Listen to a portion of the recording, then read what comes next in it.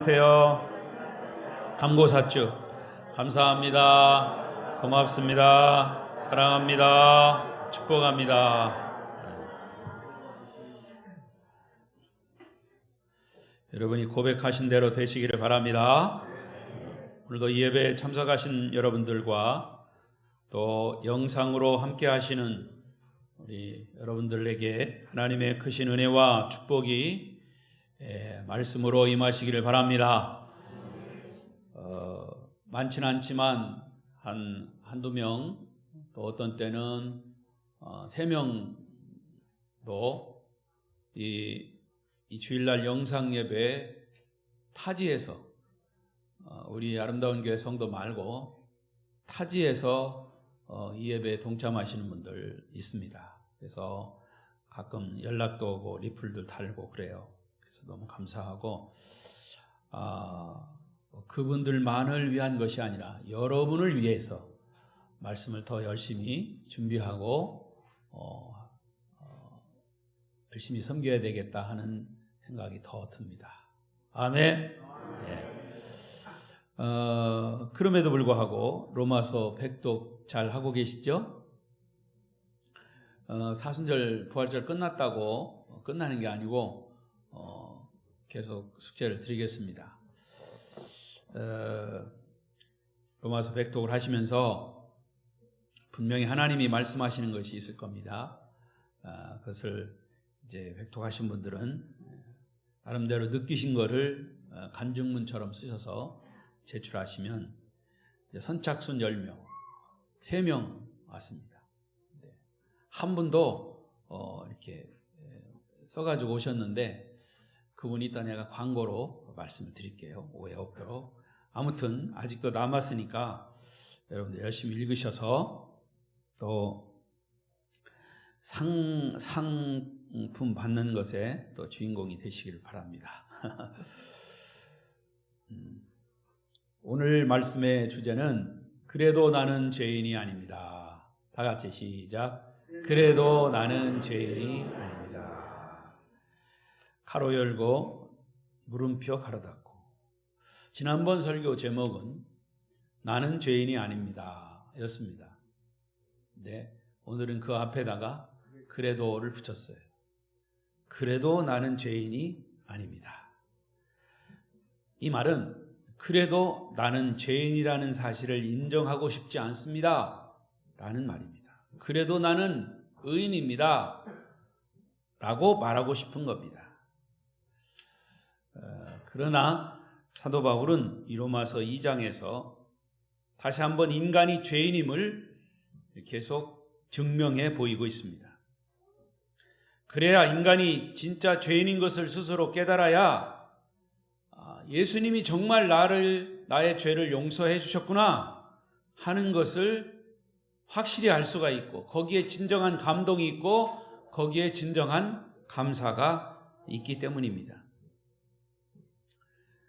영국의 한 청년이 장난을 쳐보고 싶어서 런던의 유명한 인사들, 장관, 국회의원, 유명하다라고 하는 사람들 20명을 뽑아가지고 그들에게 똑같은 시간, 똑같은 내용의 이 메시지를 발송했습니다. 그 내용은 뭐냐 하면 모든 것이 탈로 났으니 빨리 피신하십시오 라고 하는 메시지였습니다. 그런데 그 이튿날 영국 런던 신문에 런던의 유명한 인사 20명이 거의 같은 시간에 일제히 자취를 감추다 이렇게 기사가 대서특필된 겁니다. 웃지 못할 얘기죠. 이 얘기는 무슨 얘기입니까? 밑도 끝도 없이 탄로가 났으니까 다 피신하라 라고 하는 그 메시지 말을 듣고 확인도 안 해본 채 유명 인사들은 자기들이 잘못한 것이 탄로 날 줄 알고 다 피신을 했는데 한 사람도 빠짐없이 20명이 다 도망을 간 겁니다. 그러니까 자기들이 지은 죄가 있으니까 도둑이 재발절해서 다 도망간 거예요. 아무리 신사의 나라 영국의 유명한 인사라도 이렇게 나쁜 짓을 할 수 있다는 그러한 유머스러운 이야기입니다. 사도 바울은 이 위대한 복음서, 이 복음의 책인 로마서 1장에서부터 로마인들의 죄악상을 낱낱이 폭로하고 있습니다. 그 당시 로마 교회와 헬레니즘 문화 위에 찬란하게 건설된 로마 제국이지만 그 로마 국민들을 향한 죄악상을 낱낱이 폭로하는 것입니다. 로마인들의 죄악은 그 당시 하나님을 믿지 않고 사는 모든 사람들의 죄를 대표하는 사람들이에요. 그들이 자랑했던 문화, 정치, 사회 등등 모든 분야에서 그들은 얼마나 깊은 부도덕의 죄악 속에, 불신앙의 죄악 속에 파묻혀 있는가를 일단 로마서에서 바울은 고발하고 있는 거예요. 그것이 로마서 1장의 내용이고요. 그리고 2장에 넘어와서 역시 죄악상을 고발하는데 유대인들의 죄악상을 고발하는 겁니다. 유대인들은 누구냐? 로마인이나 헬라인인 이방인들에 비해서 매우 도덕적이고 매우 종교적인 사람들이었습니다. 그럼에도 불구하고 여전히 죄인이라고 하는 사실을 바울은 철저하게 아주 증명을 하고 있어요. 논증을 하고 있는 겁니다. 그래서 로마서 2장 마지막 부분에 가서 보면 바울 사도는 이 하나님의 진노를 피하고 심판을 면할 수 있는 사람은 이 세상에 아무도 없다는 것을 말로 마치 칼로 쪼개듯이 그렇게 명확하게 드러내고 있습니다. 그런데 아직도 이런 하나님의 추상과 같은 말씀에도 불구하고 감히 나는 죄인이 아니며 라고 하는 무리들이 있다 그 말입니다. 세상 사람들이 다 죄인일지 모르지만 자기들만은 아니라고 고집스럽게 버티는 자들이 다름이 아닌 오늘 본문에 나오는 유대인들이에요. 이 유대인들은 이스라엘 백성을 말하는 겁니다. 유대인이라고 하는 말은 사실은 본래 의미는 칭찬, 찬양이라고 하는 뜻이 있습니다. 얼마나 아름다운 뜻입니까? 유대인 하면 찬양이고 유대인 하면 칭찬이에요. 그러나 사실 유대인들은 그 이름이 뜻하는 바와 같이 세계에서 가장 자랑스러운 혈통을 가진 민족이기도 합니다. 나중에 기회가 되면 또 얘기하겠지만 유태인들, 전 세계에서 유태인들처럼 탁월한 민족이 없어요. 그래서 그들이 가졌던 우월감이나 자만심은 상상을 초월합니다. 그들은 유대인이 아닌 다른 이방인들을 뭐라고 얘기하냐면 지옥의 땔감이라고 취급을 합니다. 유대인들이 보는 우리는 이방인이에요. 그러면 우리 보고 그들은 저 아궁이 속으로 들어갈 땔감이라고 얘기하는 겁니다. 그러니까 얼마나 교만합니까? 그들은 위대한 민족임을 그렇게 해서 과시한 거예요. 하나님은 이 땅의 많은 민족들 중에 유일하게 이스라엘 민족을 선택하셔서 그 혈통을 통해서 예수 그리스도 메시아가 탄생되게 하셨고 그 메시아를 통해서 전 인류를 구원하게 하신 겁니다. 그건 하나님의 주권이에요. 하나님의 로드십. 엿장사가 가위를 몇 번 두들긴다고요? 엿장사 마음이에요. 그걸 보고 엿장수 주권이라고 하는 거예요. 여러분, 하나님의 주권은 하나님의 권리예요. 하나님 왜 대한민국을 선택하시지 왜 이스라엘 민족을 선택하셨습니까? 그건 나도 몰라. 하나님 마음이야. 이게 바로 선택된 유대인들의 어떤 특권이라는 거예요. 자, 이것을 바꾸어서 유대인들의 입장에서 보면 굉장한 거죠. 그러니까 이 정도로 보장받은 민족이라면 대단한 축복을 받은 것이 분명합니다. 그러므로 그들이 커다란 자부심과 긍지를 가질 만도 하죠. 그러나 문제는 그런 우월감이 지나친 나머지 그들은 세상 사람들은 다 멸망을 받아도 좋지만 자기 민족만은 구원받는다라고 하는 그런 교만에 빠진 겁니다. 지금도요, 유대인들, 제가 이스라엘에 몇 번 갔다 왔어요. 그리고 거기 이스라엘에 있는 사람들하고 이야기를 보면 유대인들의 생각은 부모에게서 태어나는 순간 자기들은 구원받았다고 생각한다는 겁니다. 그만큼 그들의 어떤 선민의식이 대단한 거죠. 그런데 오늘 본문에 읽은 말씀을 보면 유대인들은 이방인들보다 더 악한 죄를 짓고 있다고 바울은 이 로마서를 통해서 고발하는 거예요. 자, 그러면 이 시간 유대인의 죄가 무엇인가? 그들이 왜 하나님 앞에서 무서운 죄인인가를 구체적으로 살펴보겠습니다. 자, 그런데 문제는 유대인들이 가진 문제점이 무엇인가를 살펴보면 자연히 저와 여러분의 문제점도 여기서 드러나게 되는 거예요. 문제점만 드러나는 것이 아니라 그 문제를 해결하는 답도 여기에 있습니다. 그래서 성경인 거예요. 자, 그러면 첫 번째로 유대인은 율법을 받은 민족이라고 하는 그런 특권의식이 있습니다. 자, 오늘 본문 17절부터 24절까지의 내용인데요. 우선 17절, 8절을 보십시다. 17절, 8절 읽습니다. 시작. 유대인이라 불리는 내가 율법을 의지하며 하나님을 자랑하며 지극히 선한 것을 분간하며. 자, 보세요. 유대인이라 불리는 내가 율법을 의지하며 하나님을 자랑하며 율법의 교훈을 받아라고 하는 이 말씀을 자세히 읽으면서 뜻을 살펴야 합니다. 유대인이라 불리는 내가라고 하는 말은 사실은 유대인을 꼬집는 말이에요.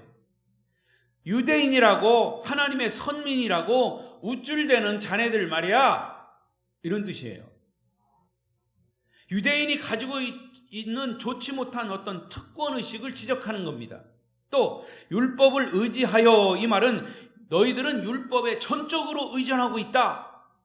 다시 말하면 하나님의 특별한 보호를 받는 가장 복된 민족이라고 하는 사실을 과시하기 위해서 필요하다고 하면 어느 때든지 율법을 들고 나오는 그들의 교만한 태도를 지적하는 거예요. 그리고 하나님을 자랑하며 그랬죠? 하나님은 오직 유대인만의 하나님이라고 그들은 자랑하고 자부하고 그들의 독선을 얘기하는 거예요. 여러분, 그들이 하나님의 선택을 받았다고 하는 그런 선민의식, 그러니까 얼마나 하나님을 자랑하겠습니까? 좋은 예가 있어요. 여러분, 이 유대인들만의 이 머리에다 쓰는 동그란 이 빵모자가 있어요. 그게 키파라고 하는 거예요. 사진에 한번 보여줄래요? 예, 이겁니다. 이 키파라고 하는 거예요. 유대인들이 머리에 쓰는 작은 모자를 키파라고 하는데, 이 성경에는 키파를 쓰라고 하는 내용은 없어요. 그런데 유대인들은 전통에 따라서 이 키파를 씁니다. 이건 무엇을 의미하냐면 남자들은 하나님 앞에서 겸손의 표시로 씁니다. 저게 이제 통곡의 벽인데요. 저 이스라엘 성지 순례에 가면 통곡의 벽을 갑니다. 그러면 통곡의 벽을 들어가려면 누구나도 할 것 없이 다 이걸 써야 돼요. 거기 준비해 놨어요. 그래서 이걸 쓰고 들어가야 돼요. 이건 뭐냐? 하나님 앞에서 겸손해야 된다라고 하는 뜻이에요. 그런데 사실은 하나님 앞에서 겸손해야 한다라고 하지만 사실은 그걸 쓰므로 유대인들의 어떤 자긍심을 드러내는 겁니다. 그리고 이제 여인들은 남자 앞에서 겸손한 표시로 머리를 이렇게 가리죠. 그것이, 그런 표시들은 여호와가 오직 유대 민족의 하나님이라고 하는 것을 나타내는 거예요. 어린이들도 저렇게 쓰고 기도를 하고 있죠. 그만큼 그들은 하나님에 대해서 굉장한 자부심을 가지고 있어요. 그리고 18절에 보면 율법의 교훈을 받아 하나님의 뜻을 알고 그랬어요. 여기서 율법은 특별히 십계명을 말합니다. 유대인들은 자녀들이 나오면 철저하게 십계명을 가르칩니다. 1계명부터 10계명까지 철저히 가르칩니다. 그래서 어른이 되어서 이 십계명을 범하는 일이 없도록 하기 위해서 이것을 가르치는 거예요. 이처럼 유대인들 자녀들은 십계명을 배우면서 자랐기 때문에 하나님이 무엇을 자기들에게 원하시는지를 잘 알고 있기 때문에 남다른 영적인 눈을 가지고 영적인 귀를 가지고 있어요. 그래서 전 세계 유대인들이 탁월하게 활약하는 겁니다. 그 활약상은 제가 또 기회가 되면 말씀을 드릴 겁니다. 그 다음에 지극히 선한 것을 분간하며, 이 말은 선한 것이 무엇인가를 분별할 수 있는 식견이 유대인들에게 있다는 거예요. 자, 이렇게 진리를 분별할 수 있는 영적인 능력을 가지고 있는 민족이라면 얼마나 대단합니까? 하나님은 이렇게 유대인들에게 율법을 주셨고 율법을 배울 수 있는 특권을 주셨어요. 자, 로마서 3장 1절에 다시 제가 이제 이야기하겠지만 한번 읽어보십시다. 읽겠습니다. 시작. 그런즉 유대인의 나음이 무엇이냐? 할례의 유혹이 무엇이냐? 범사에 많으니 우선은 그들이 하나님의 말씀을 누가 뭘 맡았어요? 하나님의 말씀을 맡았다는 거예요. 유대인들에게 특별히 우월한 점이 뭐냐? 하나님의 말씀을 맡은 거예요. 그들에게 율법이 주어진 겁니다. 이건 엄청난 특권이에요. 신명기 4장 6절에 보면 이스라엘 백성들이 율법을 소유한 것 때문에 지혜로운 민족이 될 것이라고 말씀했어요. 또 읽어볼까요? 신명기 4장 6절 시작. 너희는 지켜 행하라. 이것이 여러 민족 앞에서 너희의 지혜요 너희의 지식이라. 그들이 이 모든 규례를 듣고 이르기를 이 큰 나라 사람은 과연 지혜와 지식이 있는 백성이로다 하리라. 이스라엘 백성들에게 이렇게 지혜도 지식도 주신 거예요. 그만큼 유대인들은 율법을 받은 것 때문에 하나님께 엄청난 복을 받은 거예요. 하지만 하나님의 복을 받은 것만큼 그들은 우월감에 차 있고 자만감이 대단했습니다. 이것이 점차 자기 교만에 빠지는 함정이 된 거예요. 그 내용이 19절 20절이에요. 오늘 본문 19절 20절 또 열어주세요. 19절 20절 시작. 맹인의 길을 인도하는 자요 어둠에 있는 자의 빛이요 율법에 있는 지식과 진리의 모본을 가진 자로서 어리석은 자의 교사요 어린아이의 선생이라고 스스로 믿으니. 자, 이 말씀은 뭐냐? 유대인들이 율법을 갖지 못한 이방인들을 어떤 취급을 하냐면 우리를 맹인 취급하고 있어요. 어둠에 있는 자들 취급하고 있어요. 어리석은 자로 여기고 있어요. 어린아이로 취급하고 있어요. 그러니까 이방인들을 얼마나 깔보는 거예요. 여기 뭐라고 그랬어요? 제일 마지막 분. 그런 자들의 선생이라고 스스로 믿고 있다 이거예요. 그들은 자기들이 율법을 갖지 못한 이방인들의 선생으로 자처하고 있습니다. 물론 그들이 스스로 이방인을 가르쳐야 한다는 생각이 잘못된 생각은 아니에요. 율법을 가진 민족으로서 당연히 그렇게 생각할 수 있어요. 그런데 유대인들이 남을 가르치는 스승이면 자기들부터 먼저 그 말씀에 순종하는 모본을 보여야 하는데 불행하게도 그렇게 하지 못했다 그럽니다. 제가 언젠가도 말씀드렸죠. 제가 학생 때 우리 담임 선생님이 얼마나 골초인지 몰라. 담배 골초요. 그러면서 어떤 때는 자기 이제 쉬는 시간에 책상 위에다가 딱 발을 얹혀놓고 담배를 펴요. 그러면서 나중에 종례 시간이나 조례 시간에 몰래 변소해서 담배 피는 놈들이 있어. 그런 놈들은 다 정학시킬 거야? 자기는 그렇게 피면서. 그러니까 선생님에 대한 어떤 존경심이 떨어지는 거예요. 신뢰가 떨어지는 거죠. 자, 유대인들이 바로 그 짓을 하고 있다는 거예요. 21절을 보겠어요. 21절 시작. 그러면 다른 사람을 가르치는 내가 내 자신은 가르치지 아니하느냐? 도둑질하지 말라 선포하는 내가 도둑질하느냐? 자, 얼마나 날카롭게 지적하고 있습니까? 하나님은 유대인들이 왜 책망을 들어야 하는지를 몇 가지 사례를 들어가면서 말씀하는 거예요. 첫 번째 사례가 뭐예요? 도둑질하지 말라 선포하는 내가 도둑질하느냐? 이 도둑질하지 말라는 제8계명입니다. 10계명의 8계명이에요. 이것을 어기는 줄 알면서도 그들은 겁없이 남의 것을 훔쳤어요. 자, 유대인들이 전 세계적으로 남의 것을 무엇을 훔쳤는지 저는 잘 몰라요. 그런데 여러분도 아실 거예요. 상식적으로 알려진 바에 의하면 유대인들은요, 지난 수세기 동안 고리대금업으로 악명을 떨쳤던 민족이에요.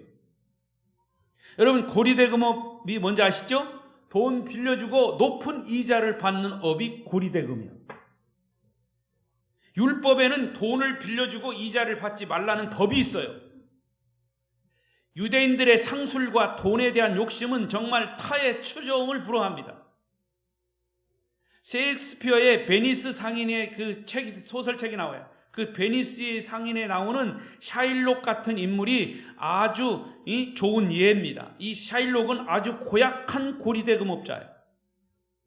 유태인입니다. 자, 이런 의미에서 유대인은 하나님 앞에서 직접 간접으로 도둑질을 자행한 사람들이에요. 도둑질 하지 말라고 그랬는데 그들이 도둑질 하고 있어요. 자, 또 두 번째 사례 22절 시작. 간음하지 말라 말하는 내가 간음하느냐? 우상을 가증히 여기는 내가 신전 물건을 도둑질하느냐? 간음하지 말라 말하는 내가 간음하느냐? 저는 유대인들이 성범죄를 했는지 잘 몰라요. 그런데 이 유대 랍비들이, 선생님들이 성범죄를 해서 무리를 일으켰다는 그런 예가 여러 기록에 나와 있어요. 그래서 구약 성경에는 유대인들이 우상 숭배를 하면서 성적으로 얼마나 타락했는지를 보여주고 있어요.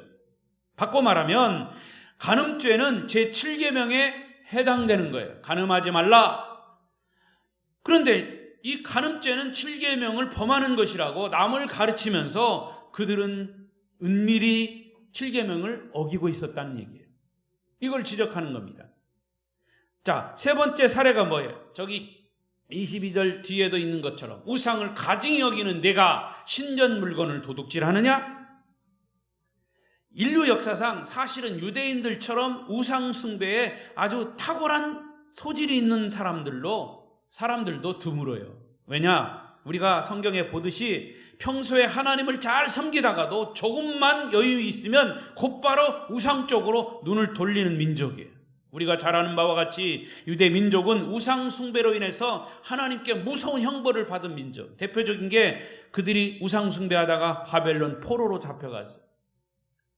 그것에서 7, 80년 동안 엄청난 고난과 연단을 받고 그 후에 그들이 해방돼서 귀환했던 주전 580, BC 538년부터 시작해서 로마서를 기록하던 당시까지 약 600년 동안은 한 번도 우상 숭배에 빠진 일이 없어요. 그래서 여기 보세요. 22절 그 밑에 우상을 가증히 여기는 내가, 사실은 그들이 우상을 가증히 여겼어요. 얼마 동안? 600년 동안.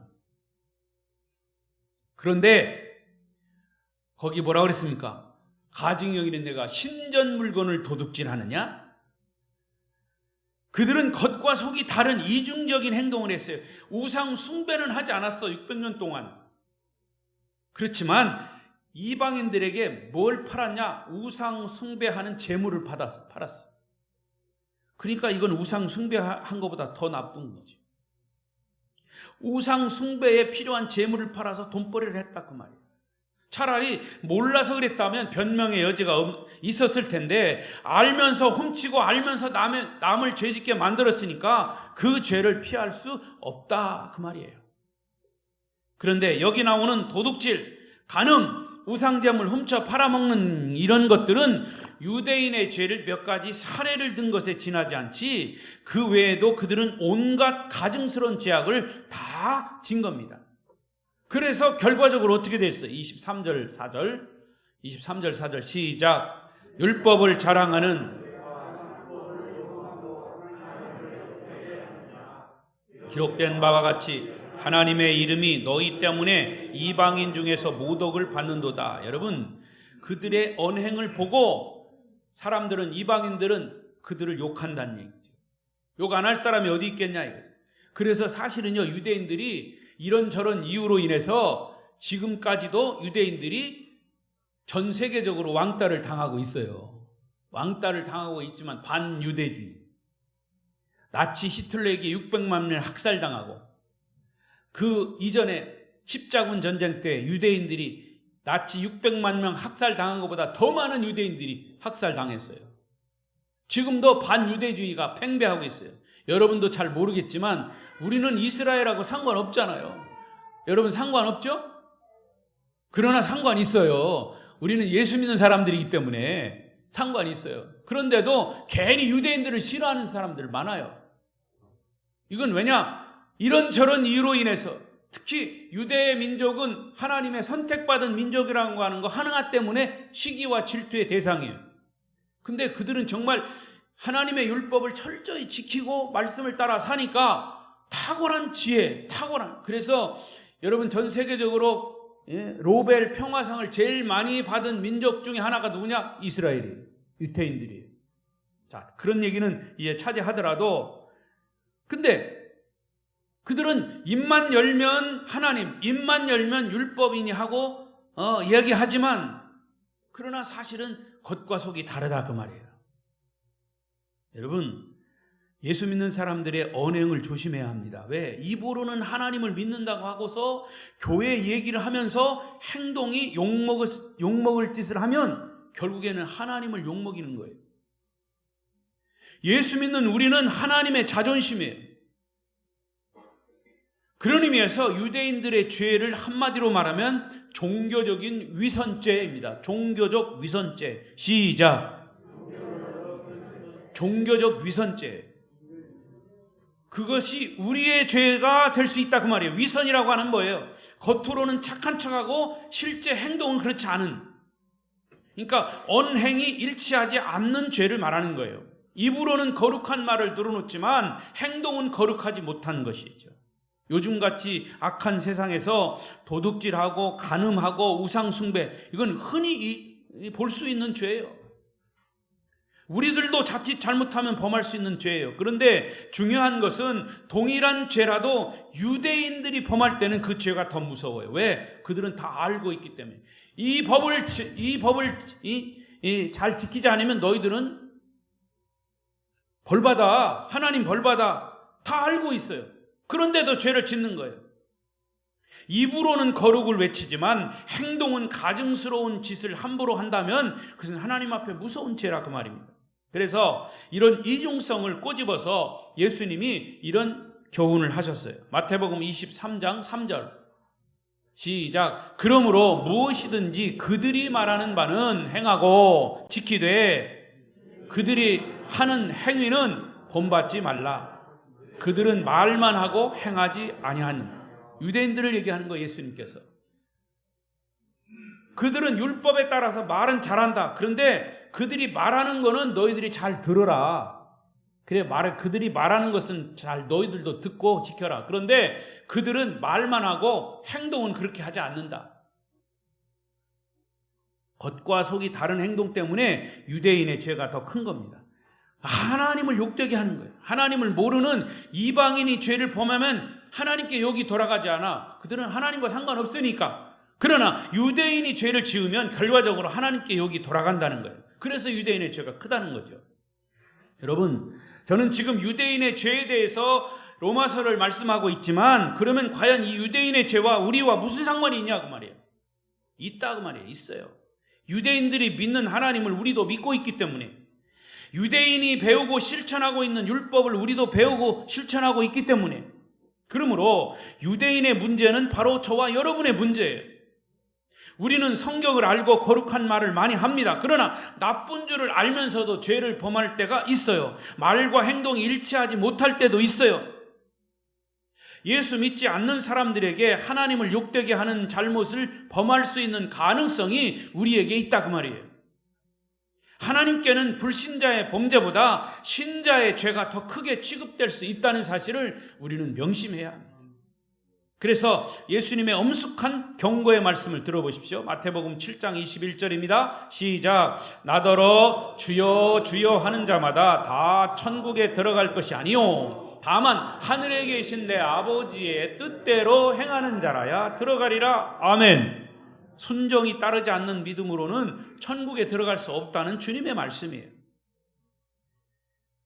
이 말씀의 전후를 잘 읽어보면 선지자 노릇을 하는 아주 귀한 직분을 가진 사람도 위선자로서 천국에 들어가지 못한다 그랬어요. 귀신을 쫓아내고 권능을 행한 특별한 은사를 받은 사람도 겉과 속이 다르면 하나님 나라에 들어갈 수 없다는 말씀이에요. 성직을 가졌다고 해서 위선을 하지 않나요? 그렇지 않아요. 유대 민족은 세계 모든 민족 위에 뛰어난 우월성을 가지고 있기 때문에 위선자가 될 소지가 더 많죠.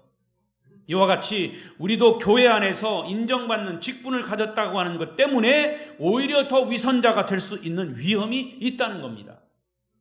우리가 이 사실을 인정해야죠. 여러분, 성직자여 하나님의 일꾼이라 할지라도 하나님이 죄 지은 자를 봐주실까요? 안 봐줘요.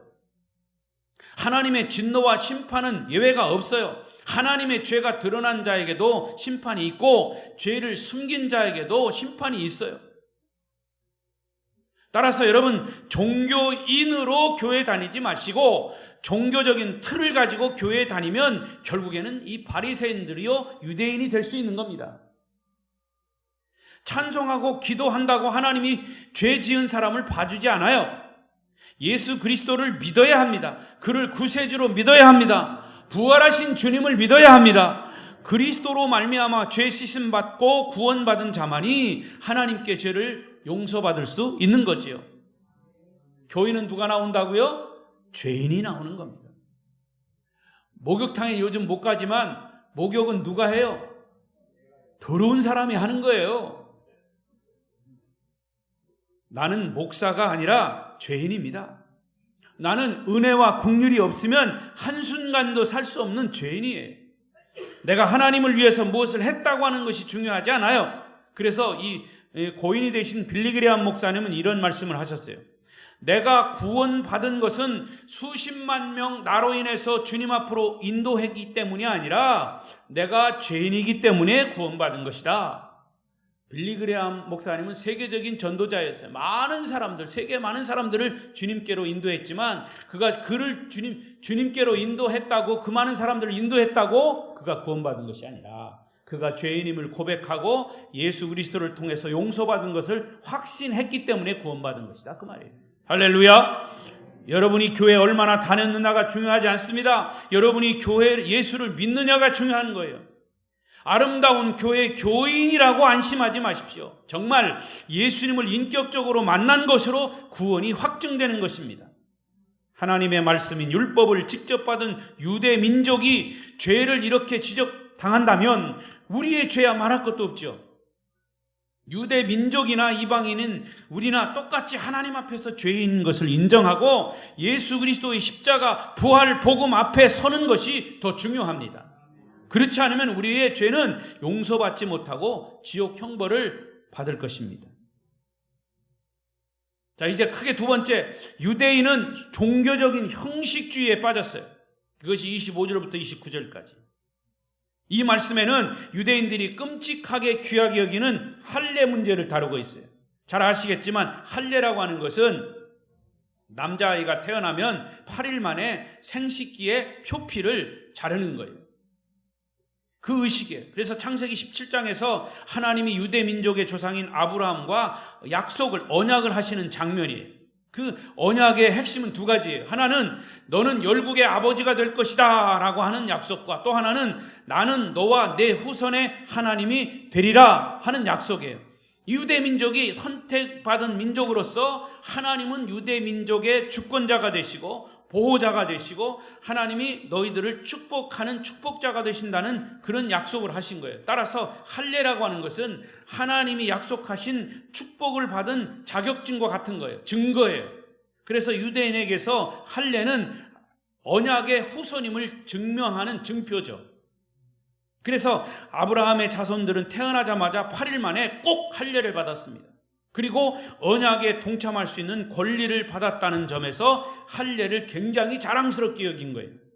그런데 유대인들이 할례를 너무 귀하게 여긴 나머지 매우 잘못된 착각에 빠지게 된 겁니다. 그것은 그들은 할례만 받으면 자동적으로 구원받는 것처럼 오해를 했던 거죠. 제가 아까도 말씀드린 것처럼 유대인들은 지금도, 예수를 모르는 그 유대인들은 지금도 태어나자마자 자기들은 구원받았다고 그냥 자부하는 거예요. 특히 남자들은 지금도 할례를 받아요. 할례를 구원의 수단으로 여긴 거죠. 그래서 유대인들의 글 중에는 이런 글이 있어요. 유대인은 하나님 앞에서 개인 자격으로 심판받지 않는다. 국가적으로 민족적으로 구원의 약속을 받았기 때문에 개인은 자동적으로 그 구원에 포함된다. 할례만 있으면 비록 죄인이라도 순종하지 않아도 아브라함의 혈통을 타고난 자손들은 천국을 상속받게 된다. 이런 글이 있어요. 그러니까 얼마나 할례가 잘못 변질이 됐냐 하는 것을 알 수 있죠. 여러분, 할례라고 하는 형식만 있으면 구원 문제가 자동으로 해결되는 게 아니에요. 절대 그렇지 않아요. 유대인들의 문제점이 바로 여기에 있는 거예요. 그리고 바울도 이 로마서에서 그걸 지적한 거예요. 그들은 종교적인 형식주의에 빠진 겁니다. 그래서 25절부터 29절까지 그 세 가지로 요약해 놨어요. 첫째, 순종 없는 할례는 무효다. 25절을 보십시오. 25절 시작. 네가 율법을 행하면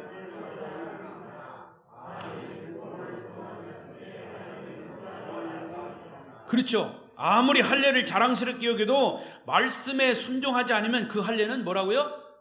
무할례, 무효다 그 말이에요.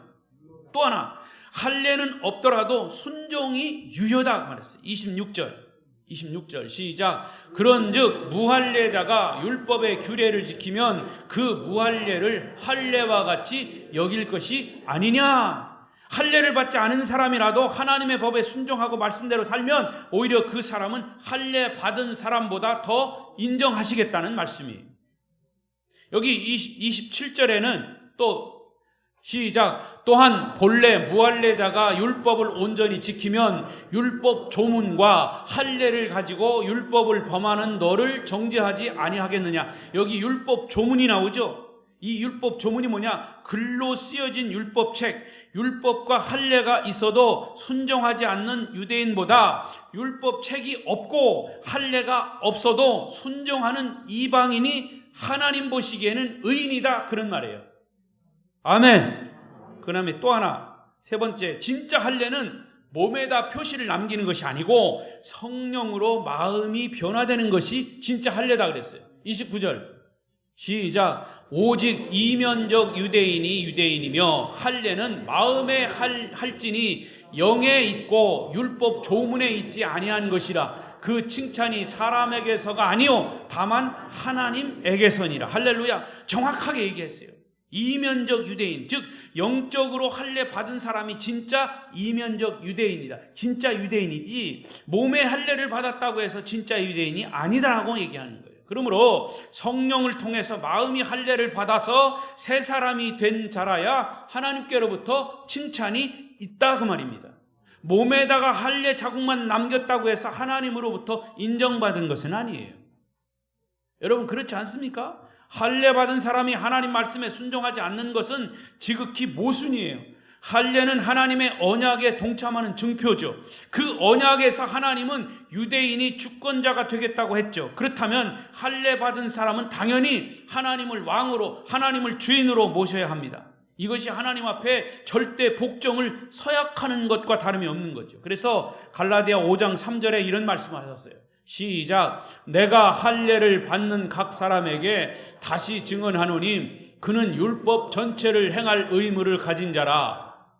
여러분, 할례를 받으면 말씀 전체를 순종해야 할 의무를 지닌 자라는 뜻이에요. 그런데 유대인들은 순종의 책임을 다하지 않았어요. 할례를 형식이라고 하면 순종은 내용이에요. 그러니까 형식과 내용이 같아야 된다. 성식과 내용을 함께 갖추는 것이 더 좋지만 그것이 여의치 않으면 내용을 취하는 것이 더 바람직하다. 다시 말하면 할례를 포기한다 해도 말씀에 순종하는 삶을 살아야 한다는 것을 강조한 거죠. 그런데 유대인은 내용은 없어지고 형식만 남았으니까 그것이 하나님 앞에 죄이다 그 말이에요. 어떤 신학자는 할례를 사인에 비유했어요. 사인이 뭐예요, 여러분? 도장이죠. 인감 도장. 특별하게 값이 나가는 진품일 때는 그 물건 주인은 그 물건의 가치를 인정할 수 있도록 만든 사람의 사인을 남겨요. 도장을 찍어요. 진품은 반드시 그 진품 주인의 서명이 있어야 돼요. 사인이 있더라도 내용물이 가짜일 경우는 그 진품의 가치는 인정될 수 없는 거예요. 이와 같이 할례라고 하는 형식이 유효하려면 순종이라고 하는 내용이 뒷받침돼야 한다 그 말이에요. 이것이 유대인의 문제점이다. 오늘 우리에게도 이러한 형식주의는 굉장히 위험한 함정입니다. 결코 유대인에게만 문제가 아니에요. 교회를 다니는 분들 중에는 지금까지 해오던 습관을 따라서 타성에 젖어서 신앙생활을 하는 사람들이 있어요. 습관적으로 나와서 예배드리고 찬양하고 기도하고 다 하기는 해. 그런데 사실은 내용이 없어. 내용이 뭐예요? 복음이라 그 말이에요. 예수 그리스도라 말이에요. 예수 그리스도를 믿고 구원받는 것이요. 아멘. 안고 없는 찐빵은 맛없어. 요즘은 맛이 있나 보네요. 그래, 어떤 신학자는 재밌는 표현을 했어요. 이런 사람을 비유해서 비행기에서 낙하산 대신에 시멘트 포대를 어깨에 메고 뛰어내리는 사람과 같다 그래요. 여러분, 비행기에서 뛰어내릴 때 낙하산을 가지고 해야 쫙 이렇게 살짝 내려 다치지도 않고. 근데 시멘트 포대를, 그 무거운 시멘트 포대를 짊어지고 떨어져 봐. 더 이상은 내가 얘기 안 할래. 그건 자살행위예요. 마찬가지로 하나님께 마음을 온전히 드리지 못하는 형식적인 사람으로 스스로 자살하는 사람과 같다고 말해요. 종교를 가지고 있다는 명함이 우리를 구원하지 않아요. 너무나 많은 교인들이 자신의 종교성으로 구원받는다고 착각해요. 종교 행위에 익숙하면 구원이 있다고 생각해요. 내가 종교 행위는 열심히 해. 근데 거기에 구원이 포함되어 있느냐? 아니에요. 여러분, 계속 나오다 보면 어느 순간 주님을 인격적으로 만나게 되죠. 그런 경험이 여러분 모두에게 있어야 할 줄로 믿습니다. 이제 말씀을 정리하겠습니다. 오늘 본문에서 하나님은 유대인들의 죄를 날카롭게 경고하고 책망하시는 이유가 무엇일까? 그들이 하나님 앞에서 죄인임을 인정하지 않기 때문에 그래요. 죄인을 구원하기 위해서 하나님이 보내신 구원자 메시아 인정하고 그를 영접해야 되는데 유대인들은 메시아를 구주로 영접하지 않아요. 여러분 중에도 아직도 교회에 나오면서 유대인의 죄를 버리지 못한 분이 있습니까? 오늘 설교 제목처럼 그래도 나는 죄인이 아닙니다 라고 말하지는 않습니까? 위선을 행하면서 자기를 정당화하고 하나님 앞에 자신이 죄인이라는 것을 고백하기를 아직도 꺼려하는 사람이 있습니까? 이 시간 하나님께서 여러분의 마음에 성령으로 할례를 주시기를 축원합니다. 지금 즉시 회개하고 성령의 사람으로 새 사람 되시기를 기도하시기를 바랍니다. 주여, 나는 죄인입니다. 유대인의 죄가 바로 나의 죄입니다 라고 고백하는 시간이 되시기를 바랍니다. 여러분, 우리는 예수 그리스도를 우리의 인생의 주인으로 모시고 살고 있는 자들이에요. 비록 온전하게 실천은 못해도 우리는 하나님의 말씀을 배우는 것, 아는 것만큼 살아보려고 몸부림치고 있는 사람들이, 한편에는 온전하게 순종하지 못하는 고민이, 그런 고통이 우리에게 있어요. 그래서 어떤 때는 위선자로서 살 수도 있어요. 어떤 때는 형식주의자로 행세를 하기도 해요. 어떤 때는 잘못된 것을 스스로 변호하려고 하나님 앞에 이런저런 구실을 내놓기도 해요. 그러나 근본적으로 따져보면 우리는 자기가 죄인이라는 것을 긍정하는 사람이고, 말씀을 아는 것만큼 실천하지 못하는 것 때문에 부끄러움을 느끼는 사람이에요. 말로만 떠들고 행동이 따라오지 못하는 것에 대해서 가책을 받는 사람이 바로 성령의 사람일 줄로 믿습니다.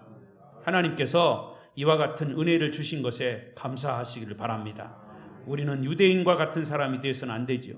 매일매일의 삶의 현장에서 하나님이 세상 사람들에게 모욕을 당하지 않도록, 하나님이 우리를 세상 사람들에게 모욕당하지 않도록 최선을 다하는 말씀대로의 순종의 삶이 우리에게 필요하다 그 말이에요. 다시 말씀드립니다. 저와 여러분은 하나님의 자존심이에요. 따라하십시다. 나는 하나님의 자존심이다. 내가 세상에 나가 살 때 사탄에게 무너지면 하나님의 자존심이 구겨지는 거예요. 내가 그리스도인답게 살지 못하면 하나님의 자존심을 강하게, 아주 상하게 만드는 거예요. 우리 아름다운 교회 성도 여러분들은 하나님의 마음을 시원하게 해드리는 하나님의 백성들 되시기를 축원합니다. 축원합니다. 기도하십시다. 통성으로 기도하겠습니다. 하나님, 오늘 주신 이 말씀 그렇습니다. 우리는 죄인입니다. 그러나 우리는 하나님 앞에 예수 그리스도를 통해서 구원받은 백성입니다. 구원받은 백성으로서의 삶을 살게 하옵소서. 주여,